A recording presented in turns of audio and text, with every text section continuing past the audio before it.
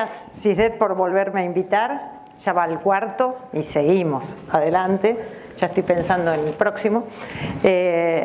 Bueno, yo en mi país, en Argentina, dicen el que avisa no traiciona.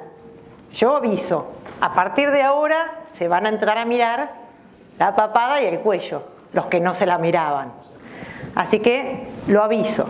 Pero también tenemos la solución. O sea, doy el problema, les voy a decir la solución. Alguna de las tantas que hay. Por lo menos un protocolo que yo hago y me funciona muy bien. Y en estética es importante poder transmitir lo que a uno le funciona, ¿sí?, en las pacientes y poder hacer que otros lo puedan realizar. Lo que primero me gustaría definir, digamos, para mí, o por lo menos una definición que me parece interesante, es qué es el envejecimiento, ¿sí? Y es un proceso sinérgico de distintos cambios, entre lo que es la reabsorción ósea, lo que son el dimorfismo del tejido graso, la pérdida del tono, la pérdida del tono muscular relativo y de la tensión ligamentaria de la cara y la alteración de la textura, por supuesto, y elasticidad de la piel. Estas cuatro situaciones son los que nos van a definir el envejecimiento. Claramente en este caso es facial, ¿sí?, pero en el cuerpo en general, pero vamos a trabajar en lo que es facial. Respecto a los cambios óseos, ¿qué es lo que nos pasa? Y lamentablemente no hay grandes posibilidades de hacer muchos cambios en este sentido, que es la reabsorción ósea que tenemos con la edad. Básicamente lo que vamos a tener es un aumento del tamaño de las órbitas, ¿sí? Se nos van a agrandar las órbitas, vamos a perder altura de maxilar, ¿sí?, y a nivel mandibular, aumento del ángulo, reducción de la longitud y disminución también de la altura. Esto es lo que nos va a dar, básicamente, a ver si cambia, ahí. Lo que nos va a dar es las bolsas, los hundimientos de las ojeras, que todos vamos teniendo con la edad por el agrandamiento de las órbitas, y el descolgamiento de la cara por no tener cómo ubicarse en ese hueso que se reabsorbió, ¿sí? Esto es lo que nos pasa a nivel óseo cuando vamos envejeciendo. A nivel del tejido graso, en general con el envejecimiento, en el resto del cuerpo aumenta el tejido graso, pero en la cara disminuye, que es un gran problema, porque nos quedamos sin sostén, nos quedamos sin volumen facial, y esto lo tenemos que compensar, ¿sí? Básicamente todo lo que son los pads grasos, y especialmente los profundos, se van a reabsorber, salvo, en general, el pads nasogeniano, que muchas veces hipertrofia, y entonces tenemos las caras muy resumidas con el surco nasogeniano marcado y caído, ¿sí? Se van a mirar unas cuantas cosas después de hoy.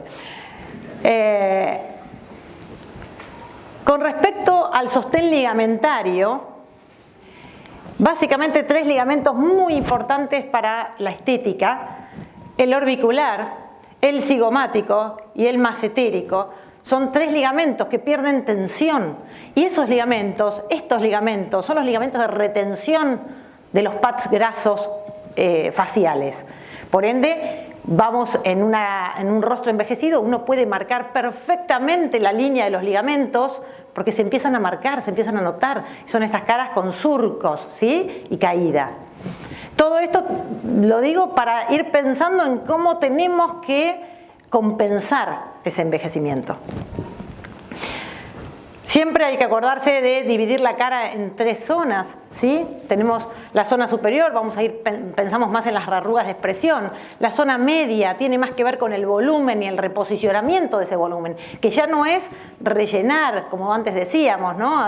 Vamos a rellenar. Nosotros no necesitamos rellenar, nosotros tenemos que sostener ligamentos de retención para reposicionar volumen.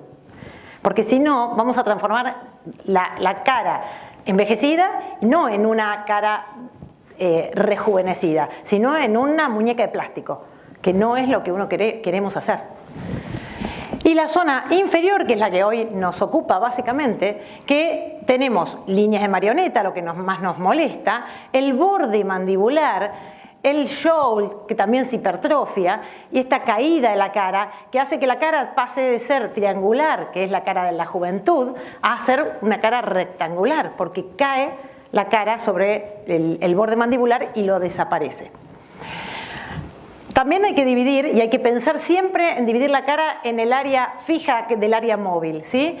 Los ligamentos de retención, ya sea el temporal, el orbicular, el McGregor, el mesentérico o el cigomático, estos ligamentos nos dividen la cara móvil de la cara fija. Todo nuestro trabajo en estética, cuando trabajamos en tratamientos de retención o de sostén, lo vamos a hacer a partir del área fija de la cara, ¿sí? Esto lo hacen los cirujanos plásticos. Los cirujanos van a trabajar en cirugía siempre alrededor del pabellón auricular. Nosotros, sin hacer procedimientos tan invasivos, vamos a trabajar de la misma manera. Bueno, lo mismo, el proceso de envejecimiento en la parte del cuello también nos van a generar cambios en las proporciones, ¿sí? Entonces, no vamos a perder el borde mandibular claro, ¿sí? Vamos a perder la depresión subioidea, la hendidura del cartílago tiroides, la cara anterior del esternocleidomastoideo también se pierde. El ángulo del cuello y del esternocleido también lo vamos a perder. Y el cérvico mentoniano y el ángulo gonial, ¿sí? Cuando nosotros queremos marcar el rejuvenecimiento en un rostro, lo primero que tenemos que marcar es el ángulo gonial, es marcar la estructura de la cara, ¿sí? Tanto en mujeres como en hombres más todavía. Los hombres más guapos son los que tienen marcada mejor la cara y el ángulo gonial. Así que todos a rellenarse el ángulo. Cuando básicamente los motivos de consulta va a ser, en general, en el rostro va a ser flacidez de piel, hipertonía del platisma, el cuello, no nos olvidemos en cuello, básicamente no hay que olvidarse del platisma, que es el cuello tortuga, la pérdida de los contornos mandibulares y el dismorfismo del tejido graso, ya sea hipertrofia y descenso de la zona de Billat o la hipertrofia de la grasa preplatismal, que es la papada, que nosotros por lo menos le decimos. Para trabajar, y acá sí, ya viene, digamos, yo les voy a contar el protocolo que hago, que es en 3 pasos. Básicamente, trabajamos la hipertrofia del tejido graso, esta hipertrofia del tejido preplastismal, con lipólisis. Nosotros tenemos que sacar esa grasa, disminuirla, ¿sí? La realidad es que hacer procedimientos invasivos para este tipo de tratamiento es someter a un paciente a situaciones demasiado complejas cuando lo podemos trabajar en un consultorio sin ningún problema. Entonces, básicamente lo que vamos a hacer es lipólisis. ¿Con qué? Hay distintas sustancias. Yo particularmente trabajo con un tratamiento enzimático. Hago un cóctel de 3 enzimas, lipasa, hialuronidasa y colagenasa. Se puede trabajar acá en Estados Unidos, se aprobó el ácido desoxicólico para generar lipólisis de la grasa preplatismal. Eso sí está aprobado acá. A mí me va muy bien con estas 3 enzimas porque no tengo problemas de necrosis de piel, no me genera ningún tipo de alteración muscular, se trabaja en forma muy segura en un área que tenemos que tener bastante cuidado y ahora les voy a contar, se hace un cóctel de las 3 y por qué las 3 juntas. Para la hipertrofia del platisma, toxina botulínica. Hay que aflojar el cuello que nos está tirando del borde de la cara, del borde mandibular hacia abajo. Y para la pérdida del contorno mandibular, básicamente yo trabajo con hilos PDO para reposicionar o en algunos pacientes se necesita marcar el borde mandibular con ácido hialurónico o proyectar el mentón, que también es importante. Esos serían los 3 pasos. O sea que la base de esta tríada tiene que ver con redefinir el borde mandibular perdido a través de los hilos PDO, reducir la grasa mentoniana y relajar el platisma para poder volver a posicionar el cuello y demarcar el rostro. Para la grasa mentoniana, ¿sí? con 2 sesiones de lipasa, colagenasa y hialuronidasa. Lipasa, su función es degradar triglicéridos, es la lipolítica por excelencia. La colagenasa me degrada y me reordena las fibras del colágeno, ¿sí? Me estimula la producción de colágeno nuevo, por ende tensa. La hialuronidasa potencia las dos, disminuye el edema y me fluidifica la materia. Con respecto a los hilos, ¿sí? Distintas formas de colocar hilos, y no se asusten por estas fotos, que son las que recién se colocan. Técnicas con nudo bastante más arriba, técnicas doble agujas, dejamos esos pliegues, en una semana desaparecen, ¿sí? O técnicas de monofilamentos, que son las que nos van a generar redes de contención, redensifican ese tejido que está caído, ¿sí? Y hace que se pegue, digamos, más arriba en la papada.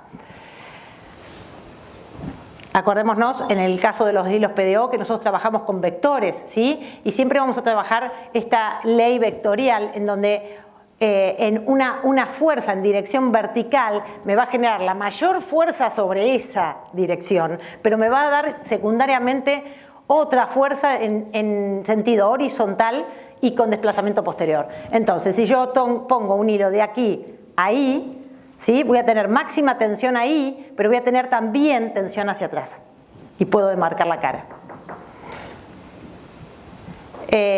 Bueno, los planos de colocación de los hilos, eso es más específico, son distintos planos. Acá tenemos la tríada de este protocolo, es el plano más profundo, es para la ubicación de hilos.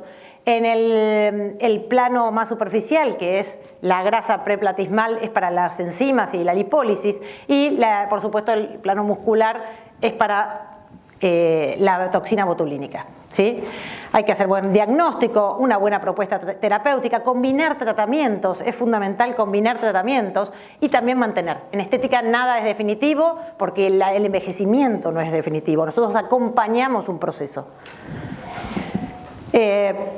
Pacientes con protocolos hechos, ¿sí? Logramos marcar el borde mandibular, logramos disminuir la grasa preplatismal y mejoramos la tensión.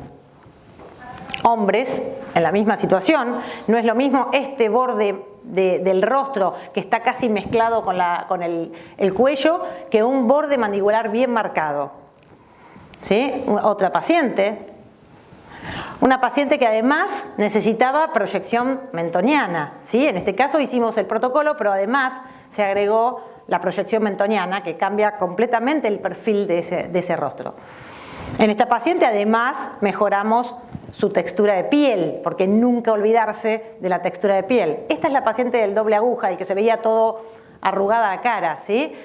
Levantamos y marcamos el rostro, ¿sí? Triangulamos el rostro. Ese es el mejor rejuvenecimiento que nosotros podemos hacer. Una señora mucho mayor, quizá era para entrar a un quirófano, ella no lo quería hacer, pero con los hilos y con las enzimas mejoró su posicionamiento. Por ende, como conclusión, ante todo, evaluemos la forma de vida, los hábitos de vida del paciente, ¿sí? No es solamente que el paciente ingrese y nosotros vayamos a ponerle hilos. Nosotros no somos médicos solamente que generan toxinas o que ponen toxinas, que ponen hilos y nada más. Nosotros tenemos que pensar en la forma de vida del paciente. Si se alimenta bien, si fuma, si hace actividad física. O sea, nuestra calidad de vida es lo más importante, ¿sí? Porque nosotros podemos posicionar la cara, pero si tenemos mala piel tampoco sirve. No olvidarse la forma en que envejecemos también con las actividades, cómo está psicológicamente, cómo está emocionalmente ese paciente, cómo tiene su vida social, si trabaja, si se divierte, que es muy importante, cómo está su autoestima. Porque la paciente que viene al consultorio y dice, yo la verdad quiero tener 20 años menos, yo le digo, mire, si yo lograra eso, yo parecería de 20. O sea, soy la primera en hacérmelo. Y no, eso no existe, ¿sí? Y por supuesto que realizar un buen diagnóstico, saber a quién se lo vamos a hacer, tratar de hacer métodos combinados. En estética un solo método no nos sirve. Tenemos que combinar tratamientos, sustentar el tejido tosado, recuperar contornos, eliminar volúmenes en exceso recuperar el volumen perdido, son las dos cosas, porque tenemos volúmenes en exceso en lugares donde no deberían estar, pero tenemos otros lugares que nos falta volumen. Y no tratar arrugas aisladas, ¿sí? Pensar en el rejuvenecimiento como un proceso que hay que compensar y acompañar.